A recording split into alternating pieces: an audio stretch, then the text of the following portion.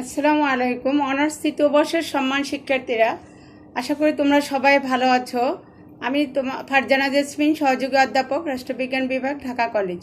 তোমাদের বাংলাদেশের রাজনৈতিক, অর্থনীতি, পলিটিক্যাল ইকোনমি ইন বাংলাদেশ, এখান থেকে আমি আরও একটা লেকচার দিয়েছিলাম। সেটা পাবলিক ফিনান্সটাকে আমি বলছিলাম সরকারি অর্থ ব্যবস্থা কি, সরকারি অর্থ ব্যবস্থার মধ্যে গুরুত্ব, সরকারি বেসরকারি অর্থ ব্যবস্থার মধ্যে পার্থক্য, বাংলাদেশের অর্থ ব্যবস্থার গুরুত্ব, এই চারটা টপিকসগুলো আমি বলছিলাম তোমাদেরকে। আজকে আমি তোমাদের কর ট্যাক্স সম্পর্কে বলবো। ট্যাক্স থেকে তোমাদের সাধারণত যে প্রশ্নগুলো তোমাদের থাকে ঢাকা বিশ্ববিদ্যালয়, সে অনুযায়ী আমি আলোচনা করব।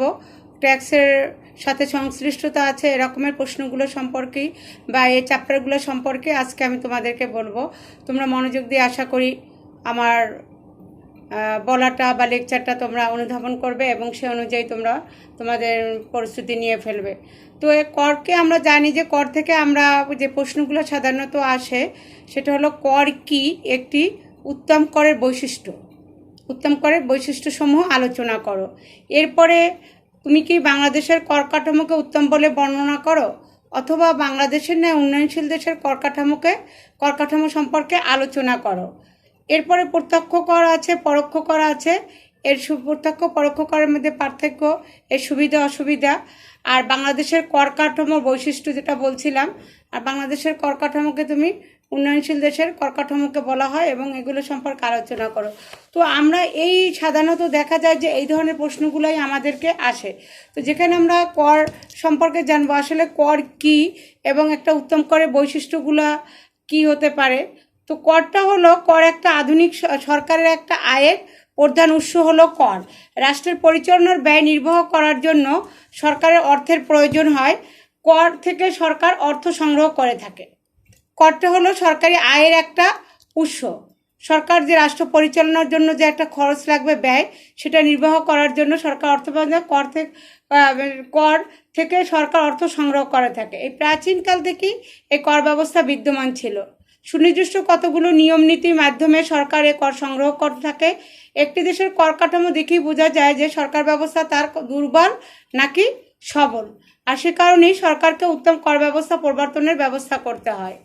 এটা হলো করের একটা প্রিফেস। করটা আসলে কি? করের ইংরেজি প্রতিশব্দ ট্যাক্সের উদ্ভবটা হয়েছে ফরাসি শব্দ ট্যাক্সেস থেকে, যার অর্থ ছিল TAXES, ট্যাক্সেস থেকে, যার অর্থ কর। সাধারণভাবে জনসাধারণ বাধ্যতামূলকভাবে সরকারকে, যেটা কম্পালসারি, বাধ্যতামূলকভাবে সরকারকে যে অর্থ প্রদান করে তাকে কর বলে। করের বিনিময়ে জনগণ কোনো প্রত্যক্ষ সুবিধা আশা করতে পারে না। এটা একটা বাধ্যতামূলক ব্যয় যেটা সরকারকে জনগণ দিতে বাধ্য থাকবে, কিন্তু এর বিনিময়ে জনগণ কোনো প্রত্যক্ষ সুবিধা আশা করতে পারে না। এরপর বিভিন্নভাবে অর্থনীতিবিদগণ করকে সংজ্ঞায়িত করেছেন, বিভিন্ন অর্থনৈতিক করের সংজ্ঞায়িত করেছেন, সেগুলোও তোমরা কিছু কিছু বলবে। যেমন অর্থনীতিবিদ ট্রেলার বলেন যে কোনোরূপ প্রত্যক্ষ সুযোগ সুবিধা, যেটা আগেই বলছিলাম, নো অ্যাকসেপ্টেশন, কোনো সুযোগ সুবিধা নাই, কিন্তু বাধ্যতামূলকভাবে সরকারকে একটা অ্যামাউন্ট দিতে হবে। তাহলে এটা বলছিলেন কোনোরূপ প্রত্যক্ষ সুযোগ সুবিধার আশা না করে জনগণ সরকারকে বাধ্যতামূলকভাবে যে অর্থ প্রদান করে তাকে কর বলে। Taxes are compulsory payments of government without acceptation of direct return as in benefit to the taxpayer, যে সরকারের কাছে কোনোরূপ প্রত্যাশা না করে জনগণ সরকারকে যে অর্থ দেয়, সরকারকে বাধ্যতামূলকভাবে যে অর্থ প্রদান করে তাকে কর বলে। এটা বলছিলেন টেলর। অর্থনীতিবিদ প্লেন বলছেন কোনো রাষ্ট্রের জনগণের সুবিধার্থে ব্যয় করার জন্য জনগণের ব্যক্তিগত কিংবা সম্মিলিত সম্পদের উপর ধার্য অর্থকে কর বলে। এটাও একটা করের সংজ্ঞা। কোনো রাষ্ট্রের জনগণের সুবিধার্থে ব্যয় করার জন্য জনগণের ব্যক্তিগত কিংবা সম্মিলিত সম্পদের উপর ধার্য অর্থকে কর বলে। অর্থনীতিবিদ অ্যাডাম স্মিথ বলেছেন কর হচ্ছে সেই অর্থাংশ যা প্রতিটি নাগরিক সরকারি সেবার খরচের সমান রেখে প্রদান করে থাকে। এটা অ্যাডাম স্মিথ বলেছিলেন। অধ্যাপক ডাল্টন বলেন কর হলো ব্যক্তির উপর ধার্যকৃত সে অর্থ যা সে সমপরিমাণ সুবিধার প্রত্যাশা ছাড়াই বাধ্যতামূলকভাবে সরকারকে প্রদান করে এবং যা তার বিশেষ কোনো সুবিধা প্রদান ব্যতীত জনগণের সাধারণ স্বার্থে সরকারের ব্যয় নির্বাহ করার জন্য ব্যক্তি কর্তৃক সরকারকে পড়দেও বাধ্যতামূলক অর্থ।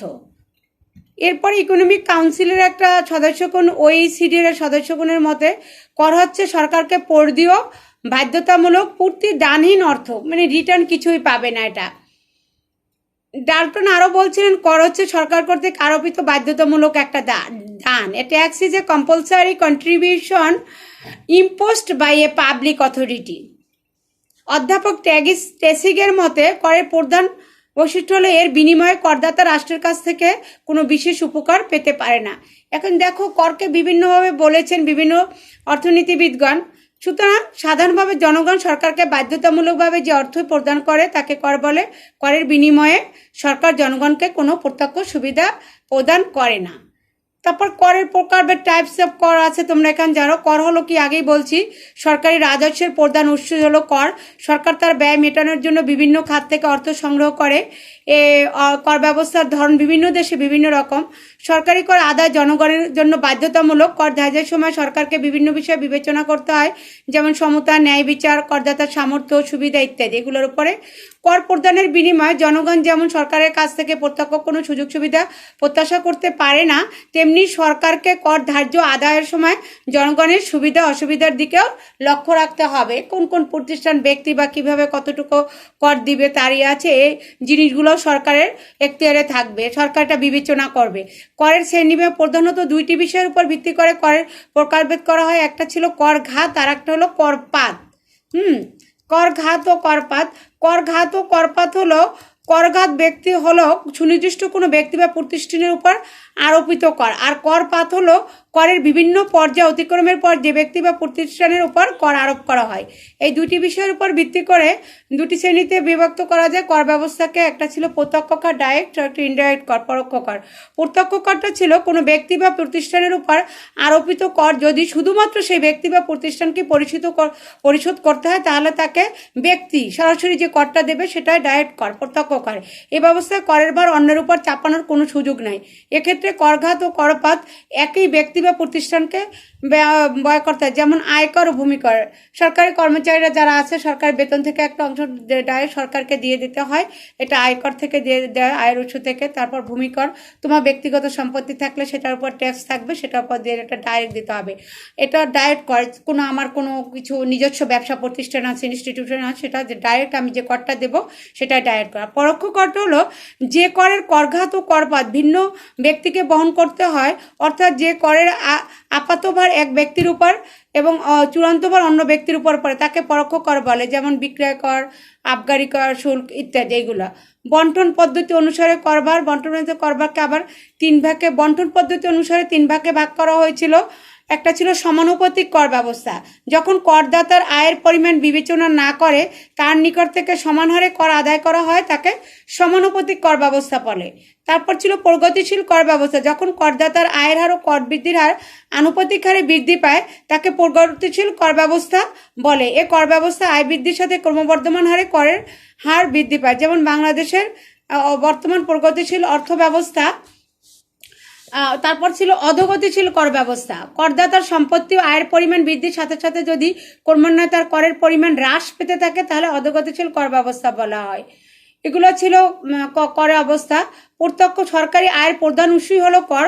কর থেকে সংগৃহীত রাজস্ব দ্বারা সরকার তার ব্যয় মিটিয়ে থাকে। সরকার রাজস্বের বৃহত্তম অংশ করের মাধ্যমে সংগৃহীত হয় বলে করের গুরুত্ব এখন বৃদ্ধি পেয়েছে।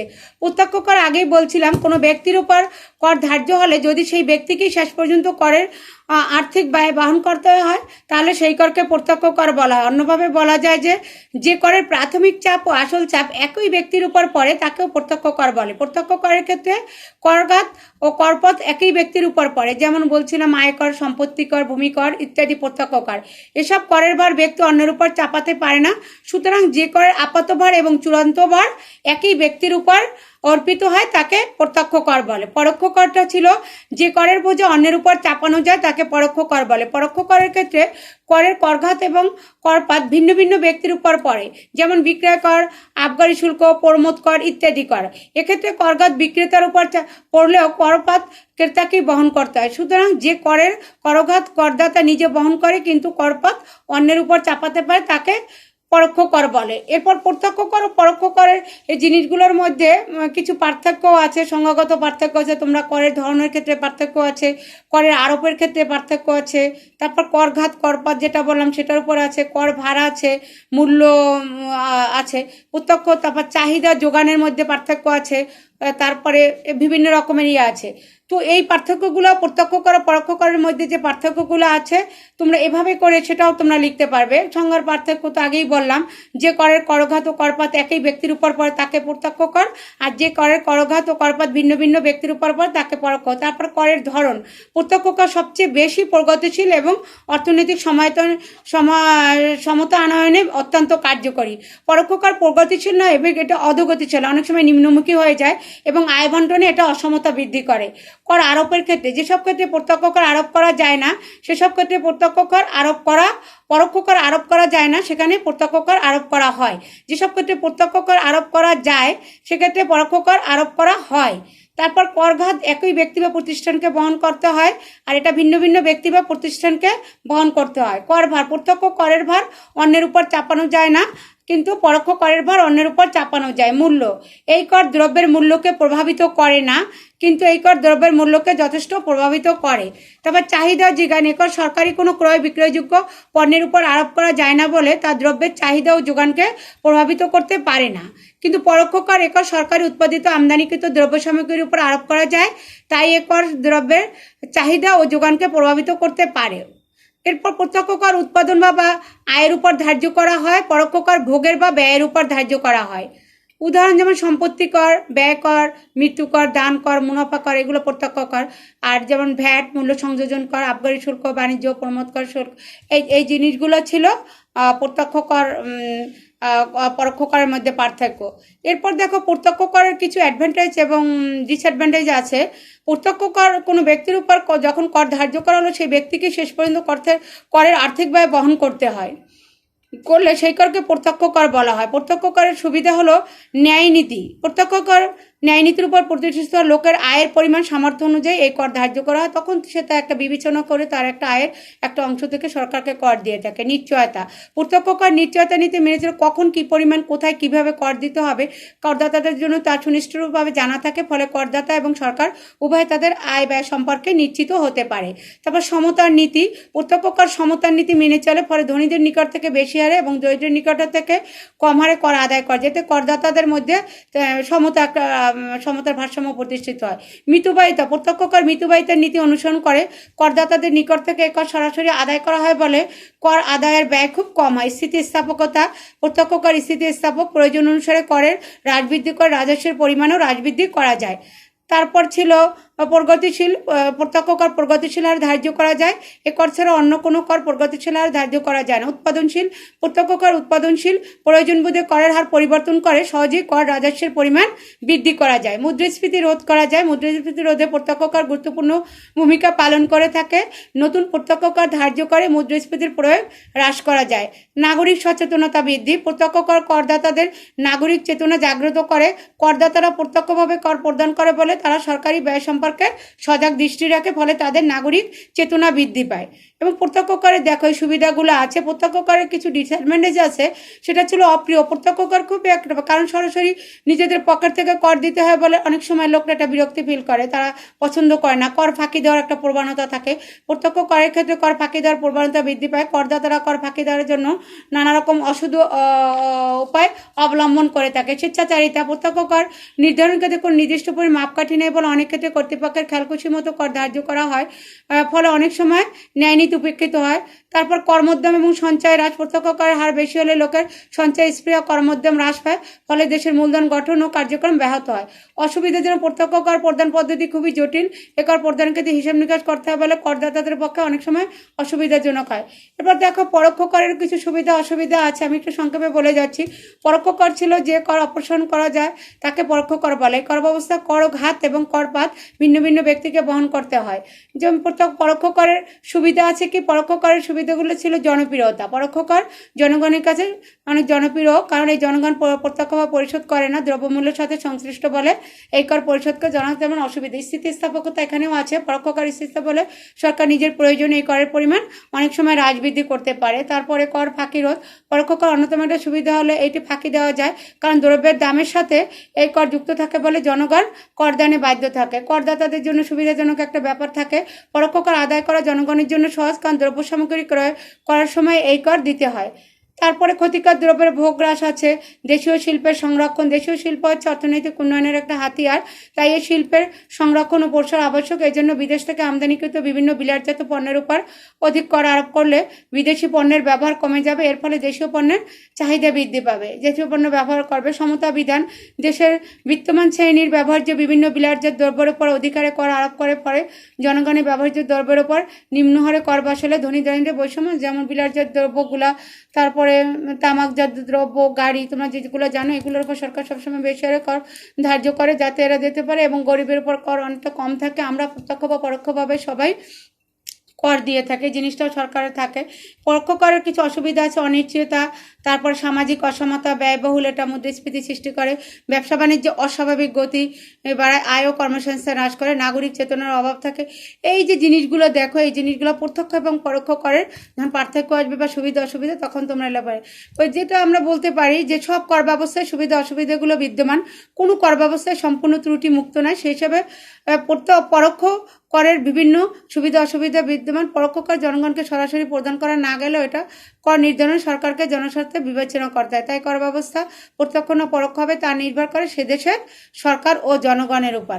এই যে করগুলোর দেখো বা বাংলাদেশের বিভিন্ন রকমের করের তোমার এগুলো আছে। তারপরে তোমার এখানে আমি যেটা বলছিলাম, কর কি, প্রত্যক্ষ পরোক্ষ করের মধ্যে বৈশিষ্ট্য, প্রত্যক্ষ পরোক্ষ করের মধ্যে সুবিধা, ডিসঅ্যাডভান্টেজ। এরপর দেখো উত্তম করের বৈশিষ্ট্য বলছিলাম, গুড ট্যাক্সেস, এটা characteristic of good taxes or best taxes. কর আধুনিক সরকারের একটা উত্তম করের বৈশিষ্ট্য কি? কর আধুনিক সরকারের একটা আয়ের প্রধান উৎস হইল কর। রাষ্ট্র পরিচালনার ব্যয় নির্বাহ করার জন্য সরকার অর্থের প্রয়োজন হয়। কর থেকে সরকার অর্থ সংগ্রহ করে থাকে। প্রাচীনকাল থেকে কর ব্যবস্থা বিদ্যমান আছে। সুনির্দিষ্ট নিয়ম নীতির মাধ্যমে সরকার এই কর সংগ্রহ করে থাকে। একটা দেশের কর কাঠামো দেখেই বোঝা যায় সে দেশের সরকার ব্যবস্থা কী রকমের, উন্নত না অনুন্নত। উত্তম কর ধার্য, কর সংগ্রহের জন্য সরকার যেসব নিয়মকানুন মেনে চলে সেগুলোকে কর নীতি বা নিয়মাবলী বলা হয়। উত্তম করের বৈশিষ্ট্যগুলো বিভিন্ন রকমের আছে। দেখো, 1 নম্বর, সামর্থ্যের ভিত্তি অনুযায়ী উত্তম কর আরোপ। উত্তম কর ব্যবস্থা সামর্থ্যের উপর ভিত্তি করে কর ধার্য করতে হবে। প্রত্যেক ব্যক্তি তার সামর্থ্য অনুযায়ী কর প্রদান করলে কর প্রদানের এই নিয়মটি অর্থাৎ সমতা নীতির উপর প্রতিষ্ঠিত হলে তা উত্তম কর ব্যবস্থার একটি গুরুত্বপূর্ণ বৈশিষ্ট্য পরিণত হবে। সামর্থ্য অনুযায়ী কর আরোপ করলে কর আদায়ও যথাযথভাবে সুষ্ঠুভাবে সম্পন্ন করা যাবে।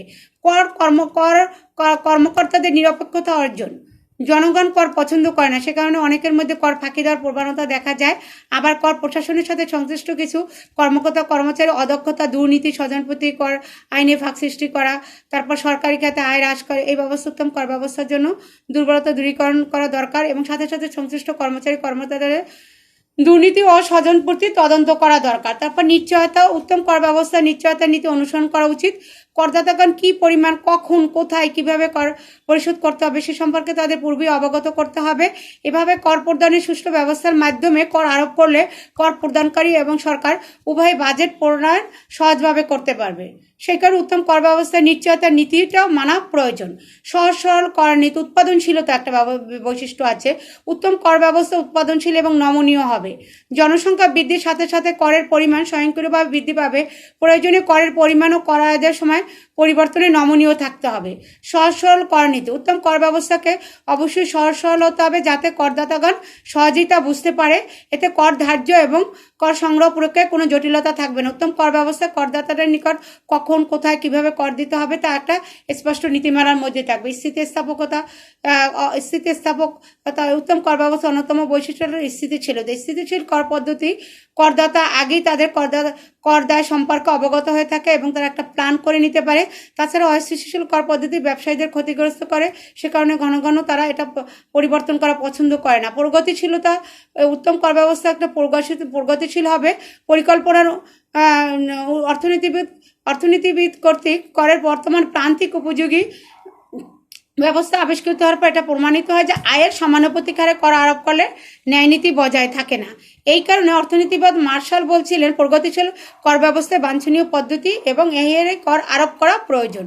সুবিধা মিতব্যয়িত উত্তম কর ব্যবস্থার জন্য মিতব্যয়িত অপরিহার্য কর ব্যবস্থা এমন হওয়া উচিত যাতে সংগৃহীত রাজস্বের তুলনায় আদায় খরচ যেন বেশি না হয়।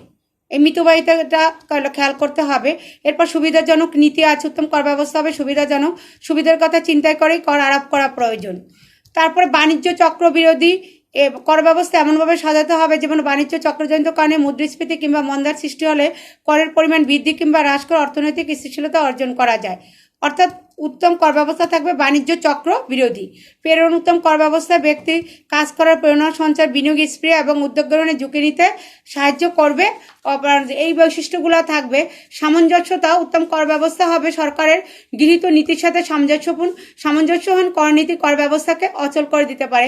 জটিলতা পরিহার ব্যবস্থা থাকবে। এমন কতগুলি ক্ষেত্রে কর ধার্য করা উচিত যাতে রাজস্বের পরিমাণ অধিক হয় এবং কোনো জটিলতা সৃষ্টি না। অনেকের মতে এটার জন্য একটি কিংবা বহু ক্ষেত্রে বিভিন্ন বিষয়ের উপর কর ধার্য করা উচিত বিবেচনা করে। সামষ্টিক অর্থনীতির সাথে সঙ্গতিপূর্ণ হতে হবে। উত্তম কর ব্যবস্থাকে অবশ্যই সামষ্টিক অর্থনীতির সাথে সঙ্গতিপূর্ণ নীতি গ্রহণ করতে হবে যাতে বেকারত্ব, মুদ্রাস্ফীতি বললাম, মন্দা ইত্যাদির উপর আরোপিত করের প্রভাব যদি ফলপ্রসূ হয় তাহলে সে কর ব্যবস্থা হবে উত্তম। প্রত্যক্ষ এবং পরোক্ষ করের উপস্থিতি উত্তম কর ব্যবস্থা এমন হওয়া উচিত যাতে প্রত্যক্ষ ও পরোক্ষ কর উভয় প্রকার করের সাথে দু ধরনের সমভাবে নীতি চালু থাকে। ধনী দরিদ্র নির্বিশেষে সমাজের সব শ্রেণীর কাছ থেকেই রাজস্ব আদায় সম্ভব হবে যা সামগ্রিক কর ব্যবস্থাকে প্রগতিশীল উৎপাদনশীল করবে। তারপরে দেখো আন্তর্জাতিক পর্যালোচনা উত্তম কর ব্যবস্থা আন্তর্জাতিক পর্যালোচনা করা প্রয়োজন। নিজ দেশের জনসাধারণের উপর আরোপিত করের সাথে অন্য দেশের জনগণের উপর আরোপিত করে পর্যালোচনা করে কিভাবে একটা সুন্দর কর ব্যবস্থা উত্তম কর ব্যবস্থা প্রয়োগ করা যায় এটাও দেখতে হবে। এটা আমরা করতে পারি। উত্তম করের বৈশিষ্ট্যগুলো এরকমের ছিল। বৈশিষ্ট্য আমরা বলতে পারি রাষ্ট্রের সাথে তথা সরকার সার্বিক উন্নয়নের জন্য একটি উত্তম কর নীতি থাকা প্রয়োজন যাতে করে সরকার সঠিকভাবে নির্দিষ্ট পরিমাণে কর আদায় করতে পারে এবং জনগণ সহজে তাদের কর দিয়ে সরকারকে রাজস্ব সংগ্রহে সহযোগিতা করতে পারে। এই জিনিসগুলো খেয়াল করতে হবে। বাংলাদেশের কর কাঠামোর বৈশিষ্ট্য বা বাংলাদেশের কর কাঠামোকে তুমি একটা উত্তম কর কাঠামো মনে করো কিনা, এটা হলো কোনো দেশের রাষ্ট্র পরিচালনার জন্য সরকার যে ব্যয় নির্বাহ করার জন্য সেটা কর কাঠামো বলতে কর আরোপ, কর সংগ্রহ। বাংলাদেশের কর কাঠামোর বৈশিষ্ট্যটা আমি বলছি। সংগ্রহ কর প্রদান পদ্ধতির একটা সামগ্রিক রূপকে বোঝায়। আভ্যন্তরীণ সম্পদ সংগ্রহের মধ্যে কর কাঠামো একটি গুরুত্বপূর্ণ অংশ। দুর্বল কর কাঠামোর জন্য আভ্যন্তরীণ সম্পদ সংগ্রহ কম হয়। যে দেশের কর ব্যবস্থা তথা কর কাঠামো পদ্ধতি দুর্বল সে দেশের অর্থনৈতিক উন্নয়ন পরিকল্পনা প্রণয়ন ও বাস্তবায়ন করা কঠিন। সাধারণত উন্নত দেশের কর কাঠামো কর ব্যবস্থা সুষ্ঠু নিয়মনীতির অধীন যার কারণে সম্পদ সংগ্রহ এবং পরিকল্পনা প্রণয়ন ও বাস্তবায়নে তা অনেক গুরুত্বপূর্ণ ভূমিকা পালন করে। অনুন্নত উন্নয়নশীল দেশে কর আরোপ, কর সংগ্রহ, কর প্রদান পদ্ধতির মধ্যে একটা ত্রুটিপূর্ণ চলমান ব্যবস্থা বিদ্যমান থাকে যার জন্য বাংলাদেশের সে কর ব্যবস্থা উন্নত কর ব্যবস্থার মানে বিদেশে দেখো যারা সব পূর্ণজ্যোতি হয় নিজে কর যেতে উদ্বুদ্ধ, কিন্তু আমাদের দেশে অনেক সময় কর ফাঁকি দেওয়া হয় বা কর সেভাবে সরকার আদায় করতে পারে না, সে কারণে এটা একটা জটিলতার মধ্যে পড়ে যায়। বাংলাদেশের কর কাঠামোর প্রকৃতি ছিল বাংলাদেশ একটা তৃতীয় বিশ্বের অনুন্নত দেশ। 1971 সালে এটি পাকিস্তানি শাসন থেকে স্বাধীনতা লাভ করে। স্বাধীনতা লাভের পর থেকেই নানা ধরনের রাজনৈতিক অস্থিরতার কারণে এখানে কোনো শক্তিশালী সরকার ব্যবস্থা এখনও গড়ে উঠতে পারেনি, যার কারণে বাংলাদেশের কর কাঠামো ততটা শক্তিশালী নয়। বাংলাদেশের কর কাঠামোর প্রথম বৈশিষ্ট্যগুলো ছিল দুর্বল কর কাঠামো। এর আগেই বলছি দেশের কর কাঠামো সাধারণত দুটি নির্ণায়কের মাধ্যমে পরিণত করা হয়, একটা প্রত্যক্ষ কর মোট অনুপাত কর, মোট কর ও আভ্যন্তরীণ মোট উৎপাদন অনুপাত। কর কাঠামো আমরা উন্নত তখন বুঝবো তখন যখন প্রত্যক্ষ কর ও মোট করের অনুপাত বেশি হবে, কেননা পরোক্ষ করের তুলনায় প্রত্যক্ষ কর আপেক্ষিকভাবে প্রগতিশীল হয়। এটার জন্য প্রত্যক্ষ করের ভিত্তি দুর্বল। বাংলাদেশে প্রত্যক্ষ করের ভিত্তি খুবই দুর্বল। এখানে প্রত্যক্ষ কর আদায় হয় মূলত আয়কর, ভূমি, রাজস্ব, সম্পত্তি কর, দান কর ইত্যাদি দিকে। এদেশে প্রত্যক্ষ কর থেকে যে আয় হয় ওইসব পরিকল্পনার ব্যয় হয়, যাতে বাংলাদেশের মধ্যে দুর্বল কর কাঠামো কোনো উন্নত দেশে দেখা যায় না। পরোক্ষ কর নির্ভরতা বাংলাদেশ পরোক্ষ করের উপর অধিক মাত্রায় নির্ভরশীল। 2007-08 অর্থবছর জাতীয় বাজেটে দেখা যায় মোট রাজস্বের 80% হচ্ছে পরোক্ষ কর। উল্লেখ্য মায়ানমারে ইহার 51%, ইন্দোনেশিয়া 65%, কানাডায় 34%। পরোক্ষ করের উপর এভাবে নির্ভরশীলতা হয় বাংলাদেশের দুর্বল কর কাঠামো ব্যবস্থা যে বিদ্যমান সেটাই প্রমাণ করে। অসম কর বন্টন নীতি বাংলাদেশের কর বন্টন সমানভাবে হয় না। এখানে করের উপর মোটামুটি ভিত্তি করে বিস্তৃত হলে করের ভার বিভিন্ন উৎস খাতের মধ্যে সমভাবে বণ্টিত হয় না। তারপরে কর ব্যবস্থা স্থিতিস্থাপক নয়। কর রাজস্বকে যদি চলতি উৎপাদন ব্যয় ও পরিমাপকৃত জাতীয় উপাদানের উপর নির্ভরশীল করা ধার্য করে, তবে কর ব্যবস্থা সামগ্রিক অর্থে স্থিতিস্থাপক বলা যায়। বাংলাদেশের কর ব্যবস্থা প্রগতিশীল নয়। বাংলাদেশের কোনো ক্ষেত্রে প্রগতিশীল থাকলে সামগ্রিক অর্থে কর ব্যবস্থা প্রগতিশীল নয়। গড় প্রান্তিক কর হার পরিবর্তন দ্বারা কর ব্যবস্থা প্রগতিশীল করা যায় কিনা তা বোঝা যায়। বিক্রয় ও কর বাংলাদেশের নিত্য প্রয়োজনীয় জিনিসের উপর ধরা হয়, যা সমাজের নিম্ন শ্রেণীর লোকেরা বহন করে। করবার বন্টনের দিক থেকে এই নীতি গ্রহণযোগ্য নয়। তারপর এখানে ভ্যাট আছে, মূল্য সংযোজন কর। 1991-92 সালে অর্থবছর থেকে বাংলাদেশের কর কাঠামোতে 91 সাল থেকে শুরু হয়েছে ভ্যাট ব্যবস্থা। পরোক্ষ কর হিসেবে মূল্য সংযোজন কর বা ভ্যাট, ভ্যালু অ্যাডেড ট্যাক্সে, যেটা জানো তোমরা, সংযোজিত আছে কোনো উৎপাদনকারী প্রতিষ্ঠান বা ফার্ম নির্দিষ্ট তার উৎপন্ন দ্রব্যের মোট বাজার মূল্য থেকে ওই দ্রব্য উৎপাদন করতে ব্যবহৃত মোট উৎপাদন খরচ বাদ দিয়ে যা সরকারকে উদ্বৃত্ত মূল্য বা সংযোজী যে টাকাটা দিয়ে থাকে তাকে ভ্যাট বলে। এই মূল্য সংযোজনের উপর যে নির্দিষ্ট কর আরোপ করা তাকে মূল্য সংযোজন কর বা ভ্যাট আরোপ করার ক্ষেত্রে এটি সফলতার সাথে রাজস্ব সংগ্রহের গুরুত্বপূর্ণ ভূমিকা পালন করা হয়েছে। জনগণ যে ভোক্তা যে দ্রব্যটা উৎপাদন করবে এবং তার যে একটা বিক্রয় মূল্য থাকবে, এটার জন্য যে একটা খরচ হবে, খরচটা বাদে যে একটা দেবে, সে দেখা গেল পণ্যটার উপর একটা নির্দিষ্ট হারে একটা মূল্য নির্ধারণ করে দেয় এবং সেই টাকাটা সরকারকে দিতে বাধ্য থাকে। এটাকেই ট্যাক্স বলে, এই ভ্যাট বলে। ভ্যাটটা 1991 সাল থেকে ভ্যাট প্রবর্তন চালু হয়েছে। তারপরে আমরা এইগুলো দেখতে কর কাঠামোর বৈশিষ্ট্য আমরা বলতে পারি, সরকার রাজস্ব সংগ্রহের প্রধান উৎস ছিল কর, যা জনগণকে বাধ্যতামূলক প্রদান করা যায়। বাংলাদেশের কর কাঠামো পর্যালোচনা করলে দেখা যায় এটি দুর্বল, অসম, অপ্রগতিশীল এবং সার্বিকভাবে পরোক্ষ করের উপর নির্ভরশীল। এসব কারণে বাংলাদেশের উন্নয়ন পরিকল্পনায় সরকার প্রয়োজনীয় পদক্ষেপ বাস্তবায়ন করতে পারছে না। তবে পরোক্ষ করের ক্ষেত্রে ভ্যাট আদায়ে সরকার সফলতা লাভ করছে।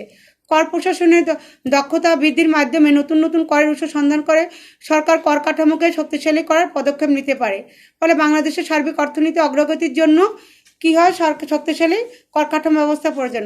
তুমি কি বাংলাদেশকে উত্তম কর কাঠামো, এটাকে তোমার একটা কন্ট্রাডিক্টরি প্রশ্ন। তোমরা এভাবে লিখতে গেলে তোমরা নিজের কিছু যুক্তি সেখানে দিয়ে বলতে হবে যে কর ব্যবস্থা করের নিয়মকানুন যথাযথ তাকেই উত্তম কর বলে। এখানে দেখো উত্তম করের মধ্যে কিছু ব্যবস্থা ত্রুটি আছে। এসব ত্রুটির জন্য কর কাঠামোকে উত্তম বলা যায় না। বাংলাদেশের কর কাঠামোকে উত্তম বলা যায় না কেন, নিম্নলিখিত কিছু আলোচনা থেকে বা যুক্তি থেকে দেখা যায়। যেমন প্রত্যক্ষ করের নগণ্য অবদান, পরোক্ষ করের উপর নির্ভরশীলতা, সংকীর্ণ করের ভিত্তি, যেটা আগেই বলছিলাম, প্রগতিশীলতার অভাব, স্থিতিস্থাপকতার অভাব, কর প্রশাসনে দুর্নীতি, স্বজনপ্রতি, কর কাঠামো কার্যকারিতা, উৎপাদনশীলতা, মূল্যায়নের অভাব। এখন বাংলাদেশের ন্যায় উন্নত দেশের কর কাঠামো, ওই যেটা আগেই বলছিলাম, সেখানে কর ব্যবস্থা থাকবে দুর্বল, প্রত্যক্ষ করের ভিত্তি দুর্বল থাকবে, পরোক্ষ করের উপর নির্ভরশীলতা থাকবে, করের ভিত্তি প্রগতিশীল নয়, অস্থিতিশীল কর কাঠামো অসম বন্টন, রক্ষণশীল কর ব্যবস্থা, কর ফাঁকির প্রবণতা, তারপর কর আদায় জটিলতা, দুর্বল কর প্রশাসন, শুল্ক সংরক্ষণ অব্যবস্থাপনা, বিবেকহীন করনীতি, মূল্য সংযোজন করের কথা যেটা বলছিলাম। এটাই দেখো, এইসব জিনিসগুলা তাহলে কি থাকবে, অনুন্নত দেশের কর কাঠামোর মধ্যে এই জিনিসগুলো বিদ্যমান থাকবে। তোমরা দেখো এই জিনিসগুলো পড়লে তারপর তোমরা একটা কনক্লুশন আসতে পারবে। বাংলাদেশের নয় অনেক উন্নয়নশীল দেশের কর ব্যবস্থায় নানা প্রকার ত্রুটি ও অব্যবস্থা বিদ্যমান আছে। ফলে এসব দেশের কর কাঠামো সন্তোষজনক কর কাঠামো বলা যায় না। এই কর ব্যবস্থায় দেশের সার্বিক অর্থনৈতিক উন্নয়নও সম্ভব নয়। তাই দ্রুত অর্থনৈতিক উন্নয়নের জন্য কর ব্যবস্থায় বিদ্যমান জটিলতা ও ত্রুটিসমূহ যথাসম্ভব দ্রুত দূরীভূত করা উচিত। পাশাপাশি এসব দেশে প্রচলিত কর কাঠামোর সংস্কার ও পুনর্বিন্যাসের মাধ্যমে আধুনিক কর ব্যবস্থার প্রবর্তন করার হলে সরকার রাজস্ব সঠিকভাবে আদায় করতে সক্ষম হবে। ফলে সরকারের রাজস্ব বৃদ্ধি পাবে। তো আমরা দেখো এই জিনিসগুলা যদি আমরা ফলো করতে পারি, একটা উন্নত দেশে কর ব্যবস্থাটাকে কম্প্যারিজন করতে পারি, তাহলে কিন্তু আমাদের দেশে এবং কর দেওয়ার যে কর প্রদান করার যে মানসিকতাটা, সেটাও যদি আমরা হয় সব পণ্যদিতি হয়ে আমরা যদি সবাই করদানে উদ্বুদ্ধ হয়ে থাকি, তাহলেও দেখো এই জিনিসগুলা, তাহলে আমরা একটা উত্তম কর ব্যবস্থা এবং এই কর প্রবণতা কর দেওয়ার যে একটা মানসিক টেন্ডেন্সি, এটা কিন্তু এখন ইনক্রিজ হচ্ছে, বাড়ছে এবং সবাই সব পণ্যদিত হয়েই কর দিচ্ছে। তাহলে উত্তম কর কাঠামো প্রয়োগ আদে উন্নয়নশীল দেশের কর ব্যবস্থা অনেক দুর্বল থাকে। এই দেশে কর আরোপ ও কর আদায়ের ক্ষেত্রে কঠোর নীতি অবলম্বন করা হয় না। ফলে সরকার কর খাতে সম্ভাব্য পরিমাণ রাজস্ব আম, আদায় অর্জনে ব্যর্থ হচ্ছে। তাই কর খাতে একটি সুষ্ঠু উত্তম কর কাঠামো প্রয়োগ করতে পারলে এসব দেশের উৎপাদন, আয় ও বিনিয়োগ বেড়ে যাবে এবং অর্থনৈতিক ভারসাম্য স্থাপিত হবে। এক্ষেত্রে ধনী দরিদ্রের ব্যবধানও হ্রাস পাবে। তো তোমরা যদি এই জিনিসগুলো এভাবে করে যে কর কি, একটা উত্তম করের বৈশিষ্ট্য, কর, প্রত্যক্ষ কর, পরোক্ষ করের মধ্যে পার্থক্য, প্রত্যক্ষ পরোক্ষ করের সুবিধা অসুবিধা, বাংলাদেশের কর কাঠামোর বৈশিষ্ট্য, উন্নয়নশীল দেশের কর কাঠামোর বৈশিষ্ট্য গেছে, এই জিনিসগুলো যদি আরেকটা ব্যাপার থেকে যায় সেটা ভ্যাট, যদি সুযোগ হয় এরপর থেকে আমি পরের লেকচারটায় আমি যদি তোমাদের থাকে শিডিউল ক্লাস থাকে সেখান থেকে আমি ভ্যাট এবং অন্য যেগুলো আছে সে পাবলিক ফাইন্যান্স সম্পর্কে মোটামুটি আমার টার্গেট আছে। আরেকটা ক্লাস হলে তোমাদেরকে ডিটেলস আলোচনা করে আমি বলতে পারবো। তো আশা করি তোমরা এর মধ্যে করোনাকালীন সময়ে তোমরা সবাই, আমার শিক্ষার্থীরা ঢাকা কলেজে যারা আছো সবাই তোমরা এই অনুযায়ী করবে। সবাই ভালো থাকবে।